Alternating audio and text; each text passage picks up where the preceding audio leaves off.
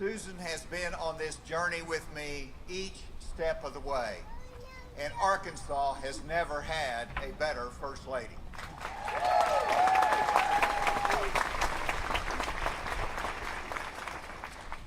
Bentonville is a big part of my life story, but so is Gravett, where I grew up on a farm and learned the importance of family, faith, and community. I also learned hard work from my dad by cleaning out chicken houses and building fences. And my life story also includes Springdale, where I was inspired by teachers who pushed me to learn. And it was in Springdale that my political awareness began with the nation's divide over the Vietnam War and the struggle for civil rights. But let's come back to Bentonville. I was born in the old Bentonville Hospital. My first law office was across from the square from where we stand today. I tried jury trials in this courthouse behind us. I built Bentonville's first FM radio station. I served as Bentonville's city attorney, but most importantly, this is where Susan and I started our family and spent some of our happiest years living on 15 acres of rocks and hills west of town in a double-wide mobile home.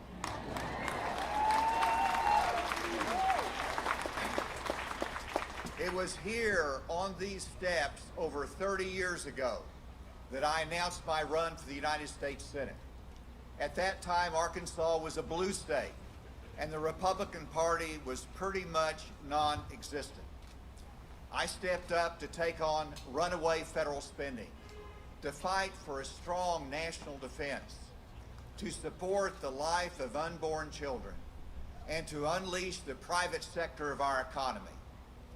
In other words, I ran as a conservative Republican when being a Republican was like having a career-ending handicap. In fact, lawyers told me that. I continued to fight the establishment, and over time, guess what? We won. That was the beginning, and since then, I've been a consistent conservative through my time as leader of the party in the United States Congress and as governor. And now I bring that same vigor to a fight in another battle, and that battle is for the future of our country and the soul of our party.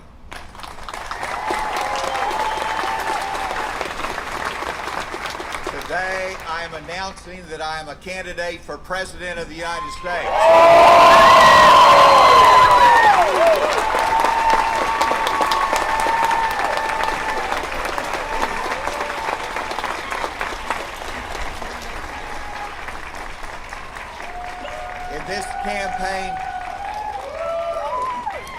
In this campaign for president, I stand alone in terms of my experience, my record, and leadership.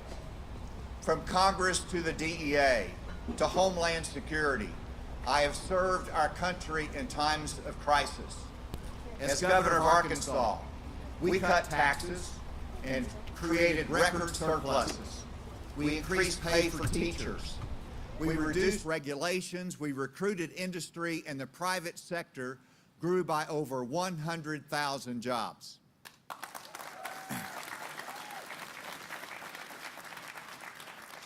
My mettle has been tested. It was tested when I put on a flak jacket and assisted the FBI hostage rescue team in negotiating the surrender of an armed terrorist group. My mettle was tested after the 9/11 attack, when I was responsible for protecting the United States from another act of terrorism on U.S. soil. And my mettle was tested once more as governor, when I demonstrated how we can lead through a pandemic without closing down every business and shutting down our schools.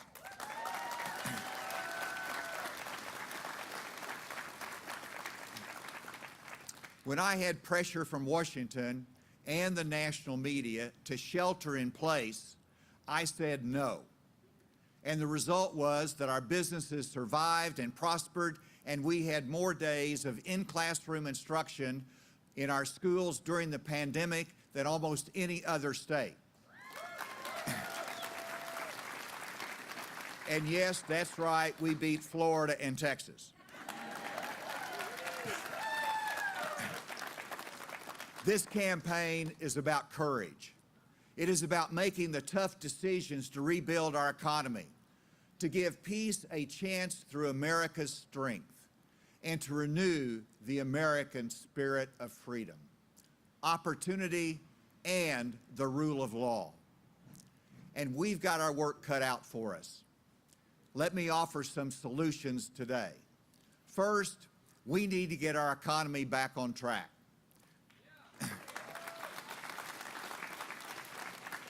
The Biden administration has turned its back on the American worker.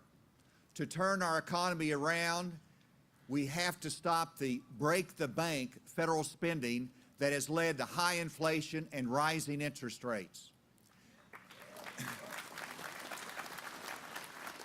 Every hardworking American family gets a double hit from the Biden economy. Their paycheck doesn't go as far, and they're paying more on car loans and credit card debt because of the high interest rates. It hurts them in buying groceries at the store. That is not acceptable. I have been chief executive of our state for 8 years, and that means I know how to balance a budget. I did it every single year.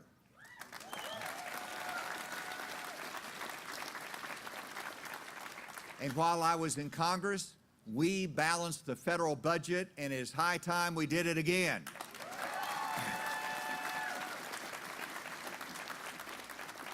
And that's just the beginning of what we must do together to bring out the best of America. We must secure our southern border. We need a pro-growth energy policy that is not focused on limits, but on production. We should not limit American growth, but rather we should unleash our energy producers. And if America is to be the best, then we cannot yield to China in terms of global leadership.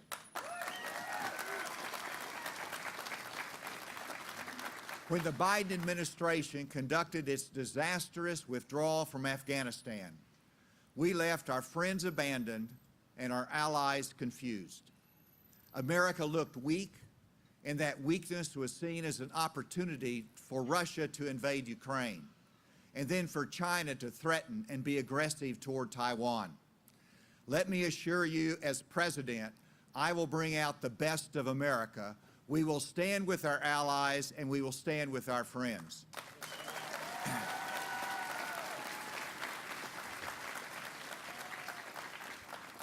There are some who want the United States to disengage from the world and to isolate ourselves.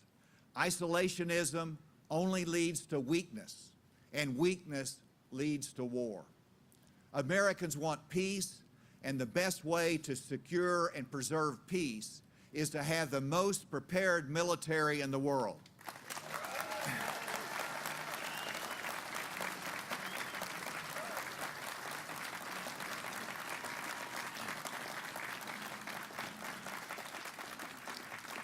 Today's threat is the Russian invasion of Ukraine. I join with those who say we do not want an unending war in Ukraine, and the best way to avoid a long war is to help Ukraine win today. As a nation, we have proven resilient in our democracy, and we have endured through times of war and hardship. And I'm confident we will even survive through the destructive policies of the Biden administration. But the time for change is now. It is time to bring out the best of America.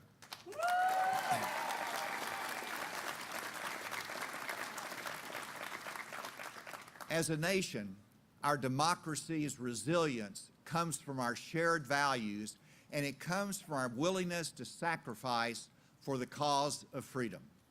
We need leaders who understand the importance of democracy to our own freedoms, and that with God's blessing, we set an example of liberty throughout the world. America is a democracy's lighthouse. We must not let the light be dimmed. If freedom's light goes out in the United States, then other countries will have their freedom shipwrecked on rocky shoals. Our democracy demands America's best, and I will bring out America's best.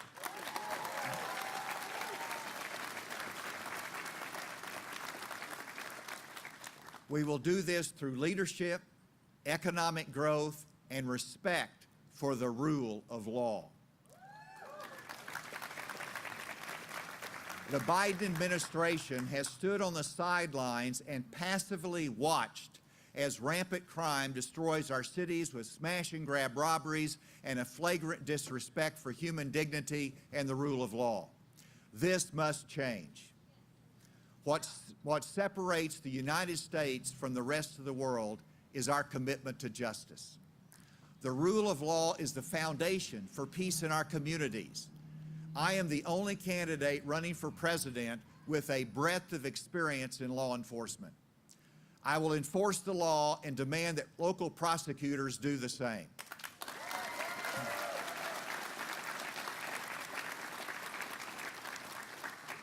Lawbreakers must be held accountable. Restoring respect for the law will not only reduce crime in our country, it will also bring out the best of America. These are solutions that work for America. The rule of law also applies to our southern border. I have 3 words that will work to protect our country from the human suffering that results from an open border, and that is enforce the law.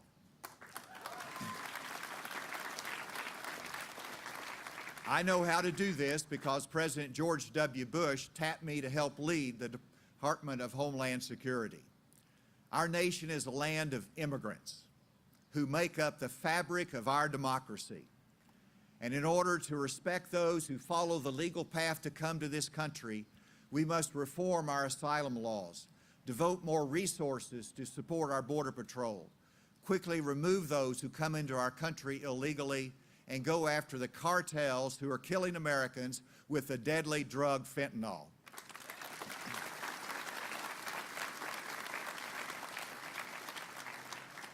When fentanyl is the leading cause of death for those 18 to 49, then we are losing our sons and daughters way too soon.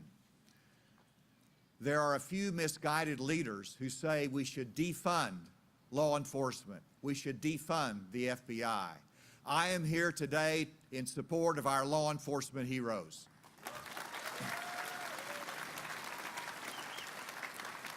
The argument to defund police is designed to undermine our rule of law. We should not defund the police, we should not defund the FBI, but we do need serious reform to refocus the core functions of our federal law enforcement. As someone who has worked with all the federal law enforcement agencies, I know what needs to be done. We must make them more focused, more accountable, and successful in protecting our citizens. The FBI needs to be trimmed down and focused on its #1 duty, leading our counterterrorism mission. And when we support our law enforcement and enforce the rule of law, we bring out the best of America.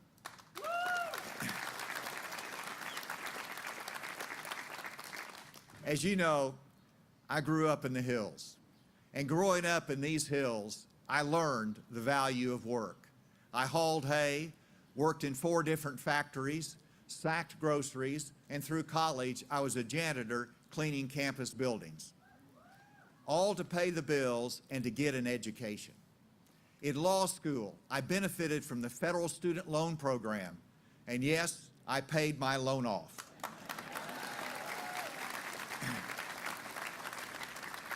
In order to bring out the best of America, we must once again embrace the dignity of work. Our federal government should not reward those who sit at home when they have the ability to work and provide for themselves. As governor, I turned down federal assistance that discouraged a return to work. But the Biden administration paid people more benefits to stay home than they could make working. This is wrong. As president, I will open doors for more worker training and better pay, and we will require work for able-bodied welfare recipients.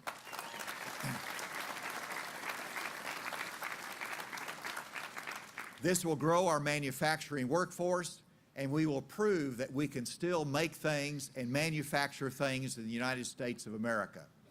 An important solution to this challenge is lifting the penalties for those who want to stay in the workforce after the age of 62. Right now, if you retire on Social Security, you are penalized for continuing to work. You should be able to both claim Social Security and work.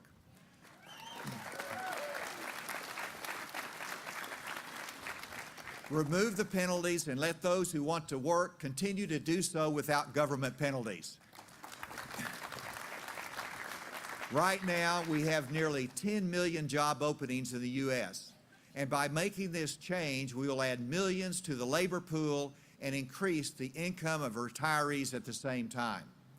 Yes, this will help bring out the best of America.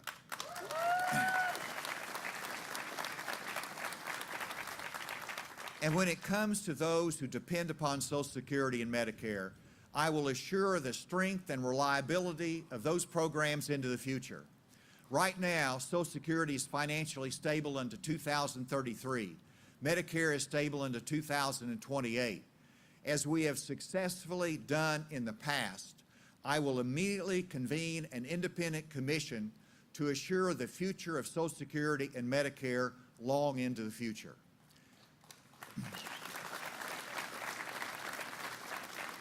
This commission will be modeled after the 1983 commission that was chaired by Alan Greenspan. It led to legislation that successfully extended the life of these vital retirement programs for all Americans. Americans need to have confidence in their future, and this action will stabilize and assure the future of supplemental retirement programs Americans depend upon. As governor of Arkansas, as you know, I had a priority, and I expanded access to computer science education. It was a priority of mine, and the result was going from 1,100 students who took computer science to over 23,000 students taking computer science. We went from 20 certified teachers to over 650 who are certified to teach computer science in our classrooms.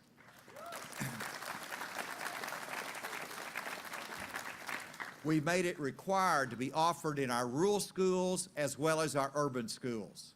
The result is that Arkansas led the nation in computer science education and made a real difference in the opportunities for young people. It is critical that we follow this model as a nation if we are going to compete with Communist China. The fact is that U.S. test scores in math and science are falling behind other countries. The top 5 math scoring countries are in Asia, and the United States places 11th as a nation in terms of math education. We must do better for our students.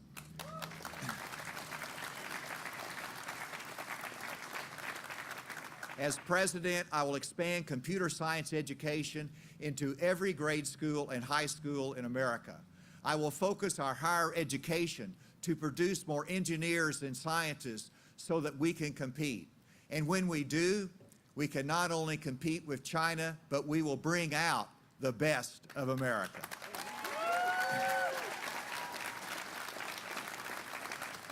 We can once again define America's future with the genius and creativity of our people. Too often, our businesses and families are held back by a federal bureaucracy that is out of control, heavy-handed, and wasteful. As president, I will reduce the federal civilian workforce by 10%. You can believe me when I say I will do this because I have done it. In Arkansas, I reduced the state executive workforce by 14%. And there is a lot more room for improvement in Washington than even in Arkansas. We will reduce the burden of government, we will lower the federal deficit, and we will unleash the power of the private sector. Our families will have more to spend and save for their children's future. Both Democratic and Republican administrations bear responsibility for our current $31 trillion national debt. I would like to say we will be debt-free in 33. Well, it might take longer. But we must start. I am from, as you know, the heartland of America. And I am honored to be the son of Malcolm and Coral Hutchinson, who were married during the Great Depression, who served our country during World War II, and who sacrificed to make sure their 6 children had a chance to live their dreams and to be all that God required of them. They taught me that we are all equal, and yet we all struggle in life. And because we struggle, we need grace and compassion toward others. It is my hope that those farmland values will once again guide our nation and bring us closer together. And if you look at our history, the United States of America has been challenged in every generation, from threats abroad to civil unrest at home. And yet when we are tested, we grow stronger. We have learned that in times of turmoil, uncertainty, and division, America has always benefited from leaders who challenge us and give us hope. I am confident that America is ready to seek new frontiers and that we are ready to channel the restless waves of our democracy into more freedom and more prosperity for those who follow after us.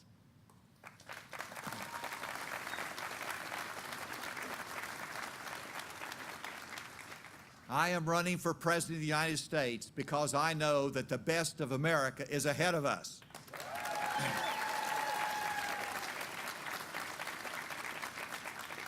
There is behind me on the courthouse wall a statement that is the foundation of our nation. Sovereignty rests with the people.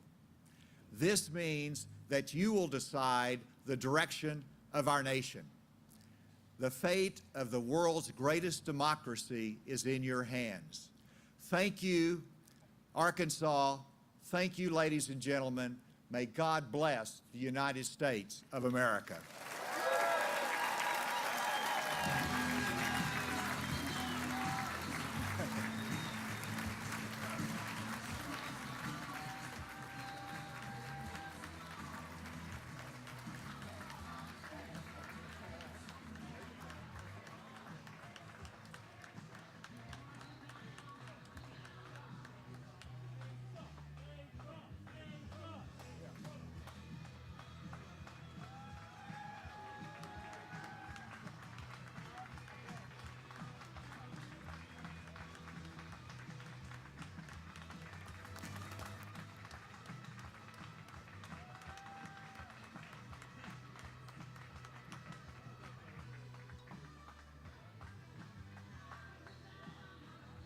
Thank you all. God bless you.